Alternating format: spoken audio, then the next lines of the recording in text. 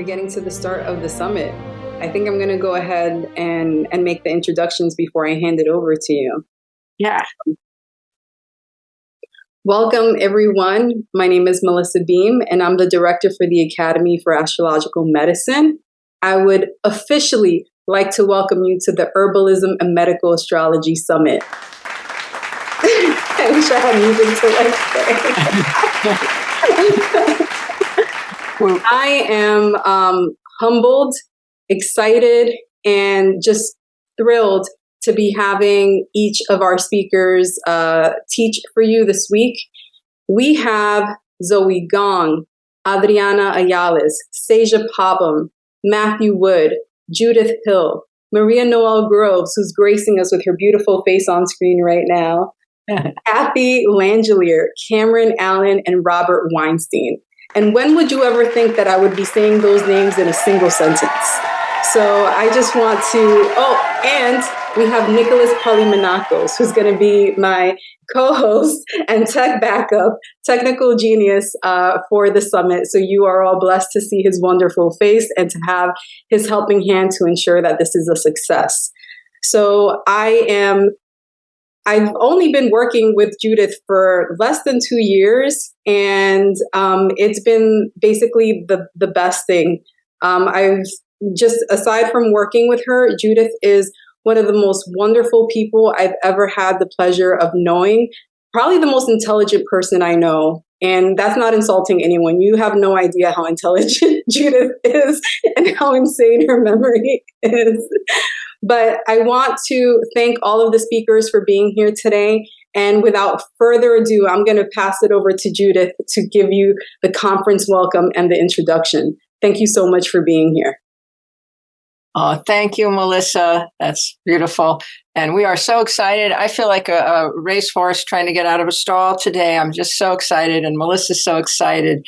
And I wanted to begin this welcome to all of you, all herbal and astrology fanciers, students, and practitioners, and welcome you again to the Herbalism and Medical Astrology Summit at your host venue, the Academy for Astrological Medicine. And I'm going to give a little conference history. I've just got half hour, a little history of this conference. How did this come to be? And a little history on what is astrological medicine and what is medical astrology. And surprise, surprise, they're not the same thing. And why they're so important and why they are inseparable from herbalism. So my role models since a child have always been herbalists. And when I saw the movie Juliet of the Herbs, the life story of Juliet Barclay Levy, I was so impressed because she would stand in the meadow and she would talk to the cows and she would talk to the birds and she would talk to the meadow. And they would talk back to her, and the herbs would present themselves to her as she needed. I still remember the story of the white poppy that appeared to save her infant daughter's life. And then I found a tiny book, The Man Who Talked to the Flowers, the life story of the great Southern American chemist, Dr. Washington Carver. People don't know he was a great mystic and psychic and artist and healer. He was far more than just a chemist. And he said, when asked, how did he get his information from plants? Because he saved the Southern farmer inventing over 120 products out of plants, especially peanuts and sweet potatoes, when the South was in real trouble from the boll weevil. And he saved the Southern farmer without a single book in his laboratory. And he said, if you love something enough, it will reveal its secrets to you.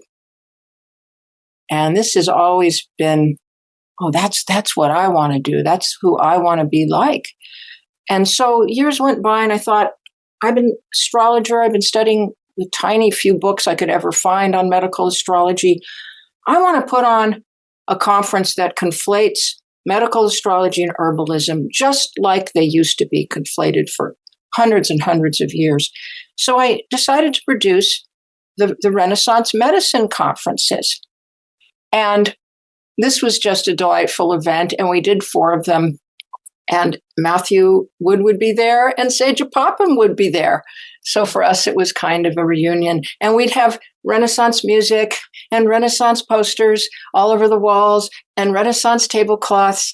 And we'd be playing The Unicorn and the Lady in the background. And every single talk was about Renaissance medicine, which was always a conflation of astrology and herbalism.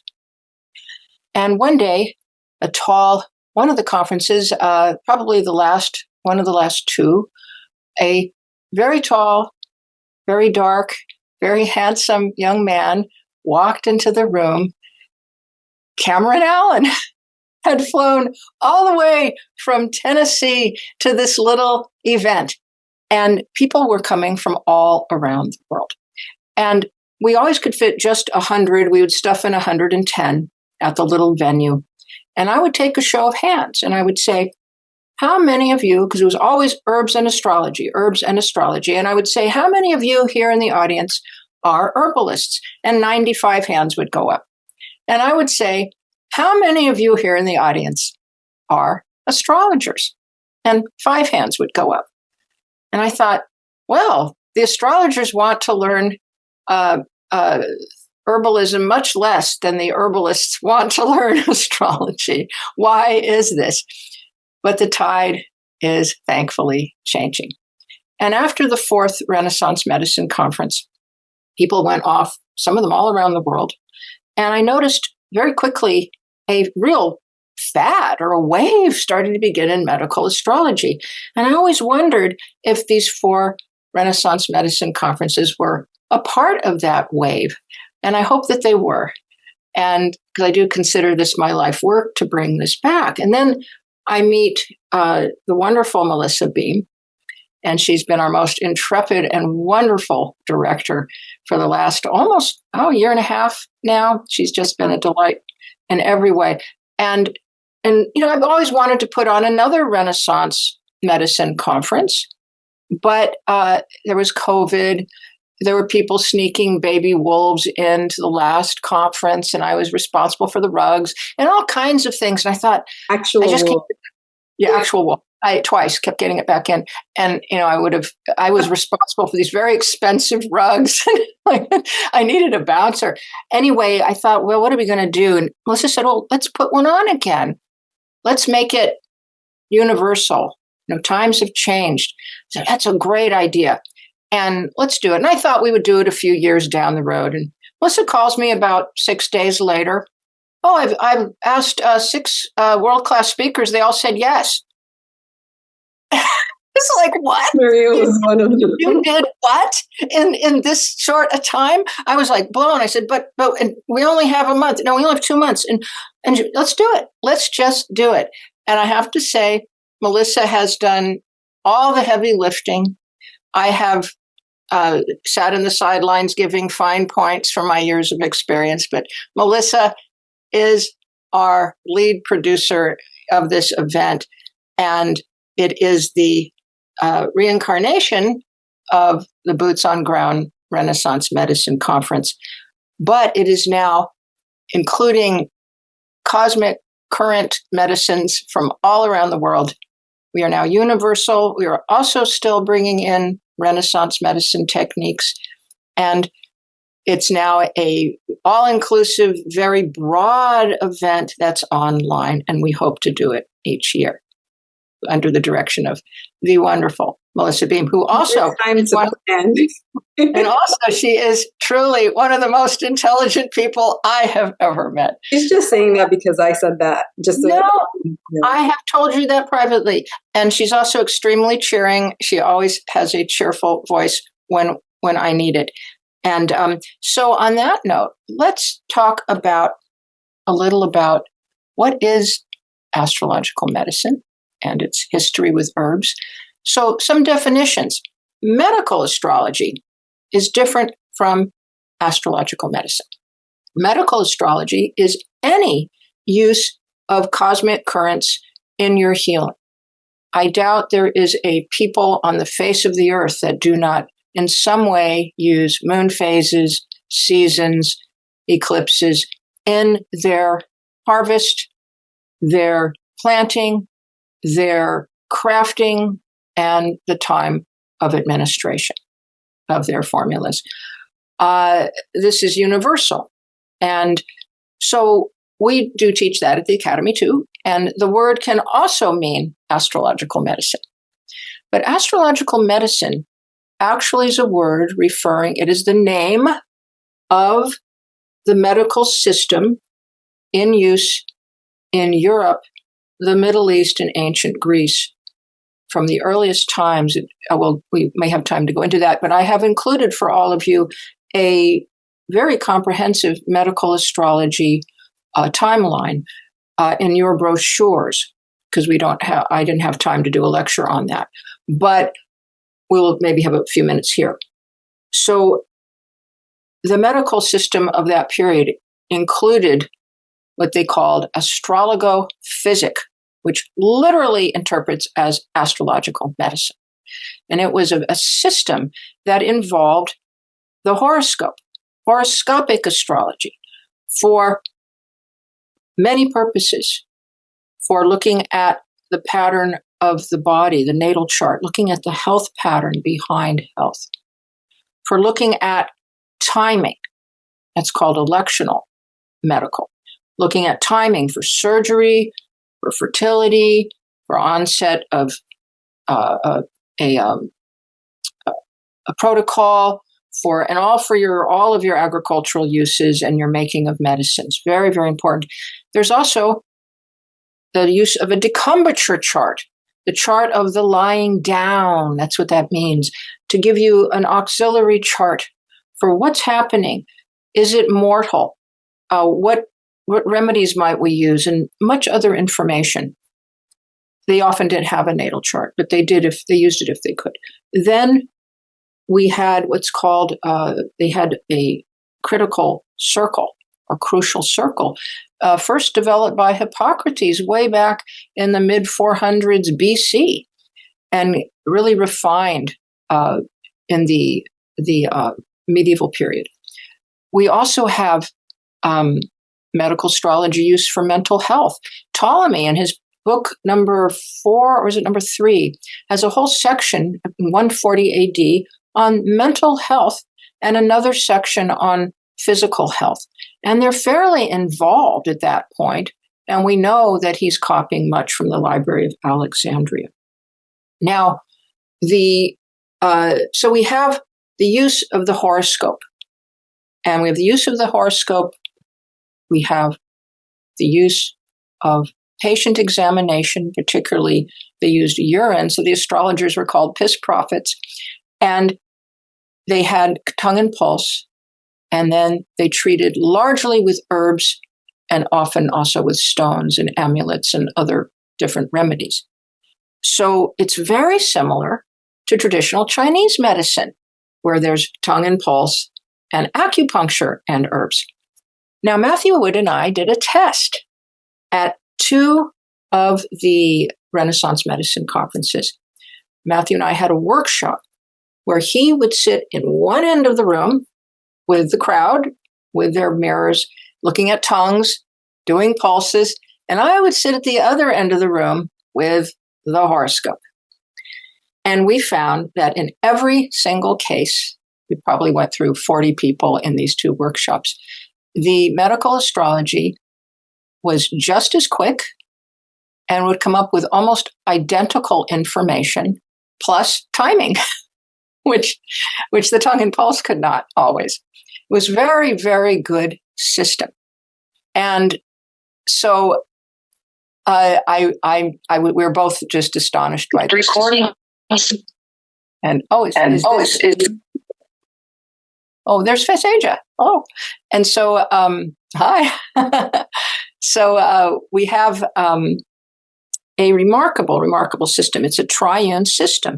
Now, again, it has 6 genres. We've been through those, the different things you can do with it, and it has a whole stone remedials, gem remedials, and all of the physicians who were university trained in late medieval period in Europe had to pass their exams in the medical astrology portion. And we had a couple other terms. Melothesia. Melothesia is the study of how the body relates to the ecliptic plane. And we have the earliest inferences of this back in the tombs of Ramses V in the 1100s BCE. Slightly different system than we use now. It was formulated between 10 and 30 BCE, and then Manilius made it very official in 14 CE. But our first writings that bring together herbs with astrological rulers for signs and planets and how to use with harvest, crafting, protocol, administration, apparently come in the 1st century from Thessalus of Tralles. And I want to let you know that Dimitra George has a wonderful lecture online you can purchase on his book on the virtue of herbs, written in that century, discussing these first written astrological herbal correlations. But we know that they're far, far earlier than this. And I have found the first correlations of metals with astrology come from the 4th century BCE, 400 years earlier than Thessalus. And we also have the planets associated with temperature, very, very early, but very sparse. I have found in the Rig Veda, back 1500 BCE, is it? Might be wrong on that date. References to Mars being hot and fiery in its effect. Now, I must add here that there, in the Vedas, we're so fond of saying Vedic astrology. In the Vedas, there is no horoscopic astrology at all. None. They're not in there. But there was this one reference I found. I also found a reference to the moon causing lung diseases and the sun causing eye diseases. This is still known today. The temperature of the planets was also in the 1st century. We find references in Pliny the Elder discussing how Saturn was cold and Mars is fiery and Jupiter was healthy. So it's getting developed. But astrology has 4 eras. It's 4 eras. We have the ancient era, the ancient Greek, largely put this system together. The 4 elements were developed probably first by Empedocles way back in the 5th century. But there's rivulets from Mesopotamia and from Egypt, especially with the Melothesian tradition of the body part assignments. That's what Melothesia means. The astrologers in ancient Greek were called, it was called astrological medicine was called iatromathematica, because the astrologers were always calculating constantly.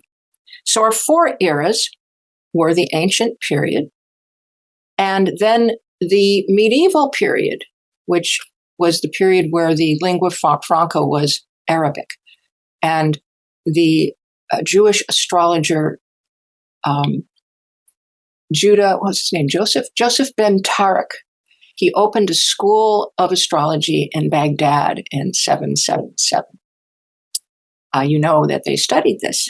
And there were other big centers in Cordova and Cairo in the 700s of the Common Era. And then moving to Granada, Toledo, a little later in the 900s. And the University of Salerno opens in southern Italy in the 900s. And then the University of Montpellier in the, I believe, around 1100 in France. And so we get from the medieval era, where the practitioners were actually largely Jewish and Persian. And the great majority of the writers and translators of medical astrology works were actually Jewish. If you look at who's actually writing the books, coming up with new books, and translating old books.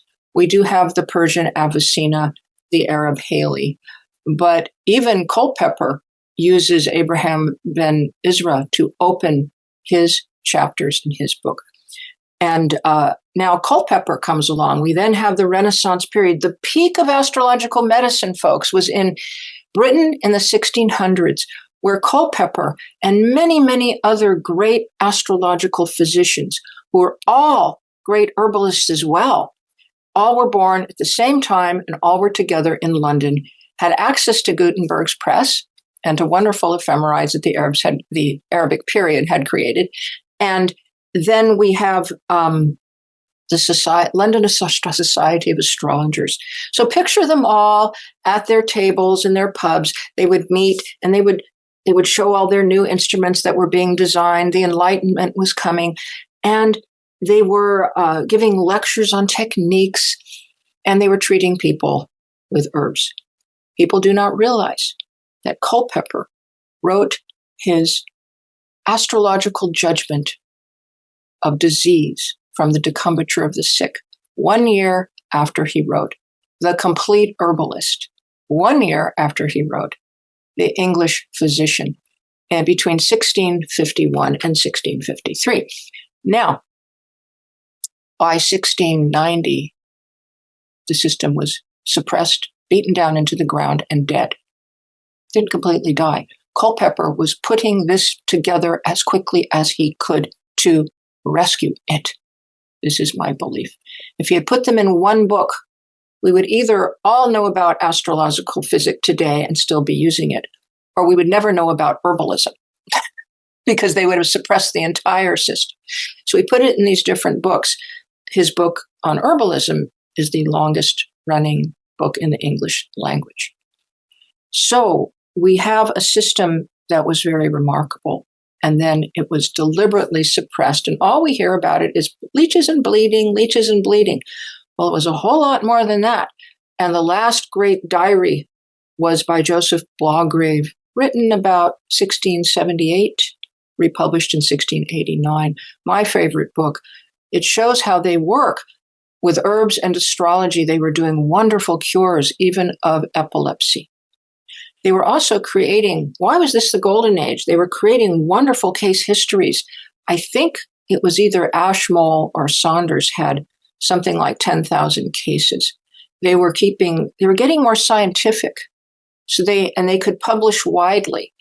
And so it was just this wonderful, amazing time. It only lasted about 100 years or maybe 50 years before it suddenly was suppressed violently. And then we have the moderns. The moderns began in the modern era, right around Sigmund Freud's time.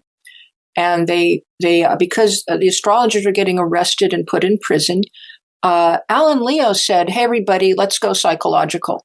Give psychological consults. We won't get arrested. And that's what everybody did. He was pretty much, we had like one great astrologer, and it was Alan Leo at that time, around 1911. Same time Jung and Freud were coming out with their books. And he brings in the modern era, which shifted almost entirely to psychology. All this time, these intrepid maverick physicians are still practicing medical astrology secretly. I knew one. He ran a clinic here where I live. And another one was on the radio all the time, a physician on the radio, and he called me right before he died because he wanted to sell me off his medical astrology books. These people have been around. They are underground. And now we have the postmoderns. This probably started about 10 or 20 years ago. Astrological physicians, they were called Astrologo physicians in England. They are now conflating with TCM, with Ayurveda, with homeopathy, with flower essences, with sound, healing with sound. And things are getting, there's a lot of experiment, new discoveries, and we're all about research and new discoveries at the Academy. And we teach all 6 genres at the Academy. We really are very into keeping this system alive. But be that as it may, astrological medicine and medical astrology have always been inseparable from herbalism. And this is why Culpeper said his famous a physician without astrology is like a pudding without fat. I just love that. Must have been Yeah. But there's a lot of those. There's a lot of pithy little quotes. Lancelot Colson wrote, I have it in one of my books. He wrote, to endeavor to be a physician without astrology was like walking into a labyrinth without a thread. And I just, you can't really find your way. And so we have our many people working hard to bring this system back and into dignity. And there's a lot that needs to be done. We have body parts that need to be assigned. The ancients did not know about the different parts of the brain, the constituents of the blood, the different hormones. I've been working to, try to tentatively make some assignments. But it's a wonderful study. And I wanted to give a little quote from Edgar Cayce here. Edgar Cayce said, when asked if it was good to study astrology, and if you don't know Edgar Cayce, he was probably the greatest medical psychic that ever lived. He was a lot more than that. He was a prophet. He was archaeological psychic, many, many things. But he says here, when studied right, it is, so if you should study astrology, he says, when studied right, it is very, very, very much worthwhile. Then how studied aright? By studying the influence of the planets in the light of knowledge already obtained by mortal man. Give out more of that knowledge, giving the understanding that the will must ever be the guiding factor to lead man on, ever up. And we can say humans on. So it is our endeavor to give more of that knowledge out with this conference. Plus we have great mystery, which brings us back to Juliet Barclay Levy and Dr. Washington Carver, who knew that working only through the heart as well as through the mind is how to be a great healer, inventor, human being, and learning to listen and learning to feel and realizing that plants do hear you. When you speak to a mullein plant with respect and dignity and you introduce yourself, it does speak back to you, but not in English. It's going to speak in Mullinese. And that might be by showing up in your backyard within a week when it never has before, because you asked it to. And so you all should learn to listen with your ears, learn with your minds, but to be full of wonder and to open your heart. Wonder is a very important ingredient. I believe Dr. Carver mentioned humility, love, and wonder as the secrets that will open all secrets from the plants.